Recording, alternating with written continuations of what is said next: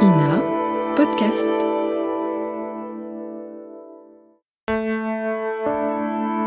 Ina Podcast.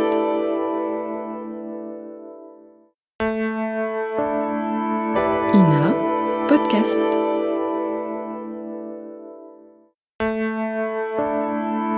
Ina Podcast.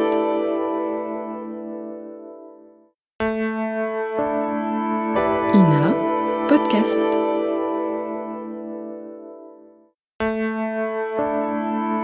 Ina Podcast.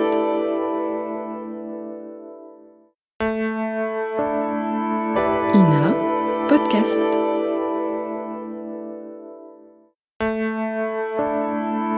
Ina Podcast.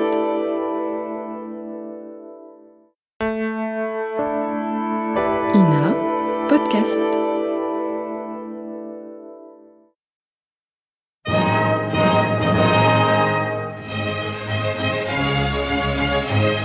Bon baiser de partout.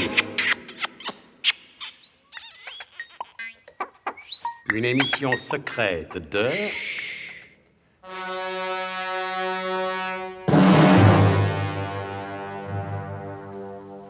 Donc, le colonel a réussi ce qui semblait un impossible pari.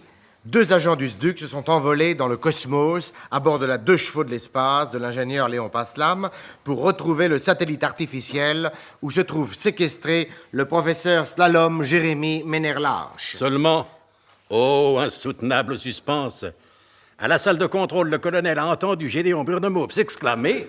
Il se passe une chose inouïe, inattendue et tout à fait cocasse. Quoi donc hurlait le colonel angoissé. Mais Gédéon Burnemauve ne répondait plus.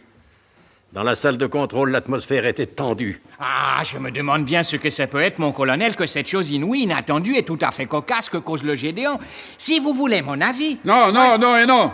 Oh, mais vous fâchez pas, mon colonel. Permettez-moi de vous le dire respectueusement et hiérarchiquement. Je n'ai que faire de votre avis. Oh, vous dites ça sans doute parce que vous êtes en colère, et peut-être aussi parce que je suis un homme de couleur. Tifris, adjudant Tifris, hein? Quand vous souviendrez-vous qu'en certaines circonstances, il est préférable de la boucler avant de l'ouvrir. Oui, alors maintenant que je l'ai ouverte, mon colonel, il est trop tard. Il n'est jamais trop tard pour la boucler. Je suppose que c'est un ordre, mon colonel. Oui, adjudant Tifris, c'est un ordre. Dans ce cas, c'est tout à fait différent. Et j'exécute l'ordre. Avant tout, je suis discipliné, comme l'avait si justement fait remarquer monsieur le spicologue.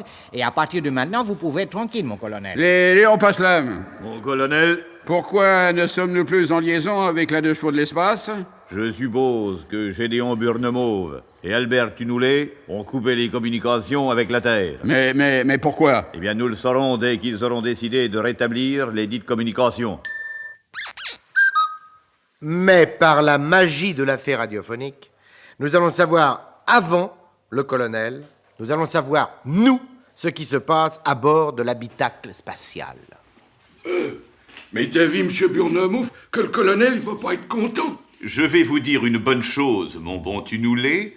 Je m'en fous, n'est-ce pas? Vous m'entendez bien? Je m'en fous, mais alors complètement. Oui, si, je m'en fous. Un peu de solitude, même avec vous. Bigre, ça fait du bien.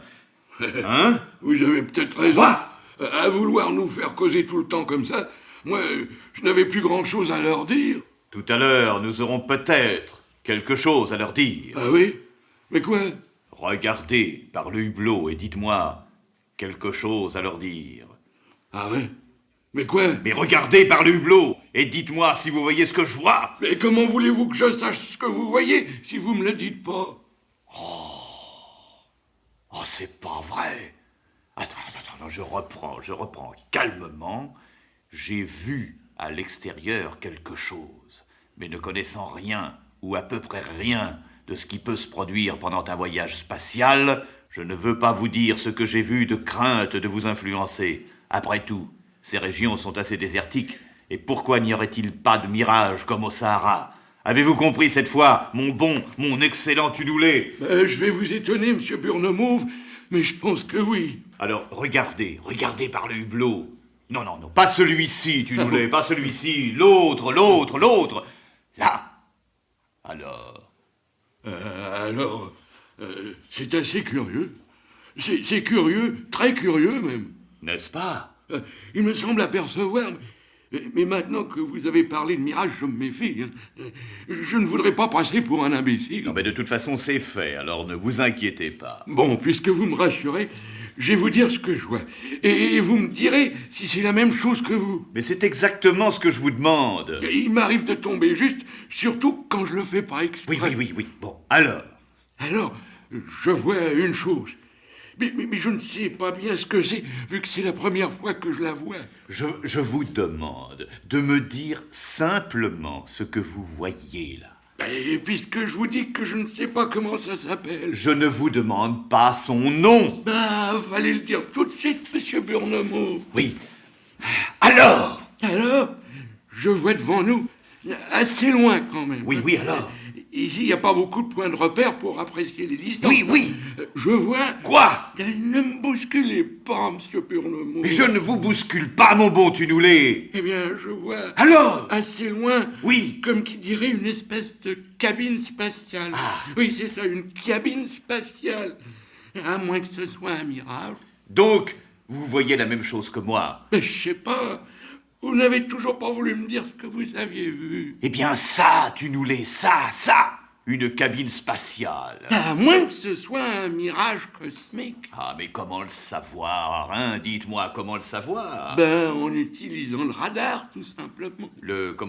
Mais parbleu, mais oui. Vous savez que par moment, vous n'êtes pas bête, mon cher Tunoulet. Monsieur, je vous assure. Je sais, mais faut pas me bousculer. Et comme l'avait suggéré Albert Tunoulet, Gédéon Burnemauve mit le radar en marche afin d'identifier l'insolite objet. Les résultats du radar sont nettement positifs. Nous n'avons pas la berlue, ce n'est pas une hallucination. Sur la route que nous avons choisie, quelqu'un ou quelque chose nous précède. Vous avez dit quelqu'un ou quelque chose? Pourquoi? Parce que rien ne nous autorise à dire si cet engin est habité ou non. Ah oui. Eh oui. Alors comment le savoir? En déployant l'antenne directionnelle pour capter les messages s'il y en a. Décidément, mon cher Tunoulet, aujourd'hui, c'est la très grande forme. Bon. Et ils déployèrent la dite antenne, ce qui leur permit quelques instants plus tard de surprendre la conversation suivante. Fermtag, taisez-vous, vous ne dites que des bêtises. Je vous assure, Fermtag, taisez-vous. Bon, comme vous voudrez, Zorbeck, mais je vous aurais prévenu. Et comme le dit si justement l'expression française... Oh, même ici, en plein cosmos, vous ne m'épargnerez pas. Mon intention n'est pas de vous épargner, mais de vous prévenir. Et l'expression française, il a raison quand il dit « un homme travesti en vaut deux ». C'est tout? Natürlich que c'est tout. Warum vous me demandez ça, Zorbeck? C'est parce que d'habitude, c'est plus compliqué que ça. Oui, mais les expressions françaises, ils sont très simples. Il suffit de les comprendre et de s'en servir avec discernement. Sinon... sinon quoi? Sinon, ils ne servent à rien. C'est comme un lavement sur une rampe de forêt. Qu'est-ce que ça veut dire encore, cette histoire de lavement? Qu'est-ce que c'est? Non, je crois que je me suis encore trompé. Ouais. Ce n'est pas lavement, c'est clister. Voilà, une clister sur une rampe de forêt. Une clister sur une rampe de bois. Voilà, vous comprenez maintenant, Zorbeck. Une chose qui ne sert à rien, c'est comme une clister sur une rampe de bois. Qui peuvent bien être ces deux individus qui bavardent? Bon, ça, je sais pas, hein.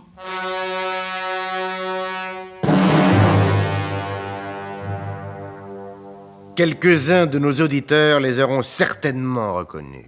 Que va faire le colonel quand il apprendra la présence de Zorbeck Legras et de Willem Fermtag dans un engin spatial précédant la 2 chevaux de l'espace? Admettez de toute bonne foi avec nous qu'il nous faudra quelques épisodes, et non des moindres, pour l'apprendre. Alors, ne manquez pas l'écoute de notre grand feuilleton. C'était Bon baiser de partout. Une émission secrète de... Pierre Dac et Louis Rognoni. Décryptage et mise en code, Jean-Wilfried Garrett.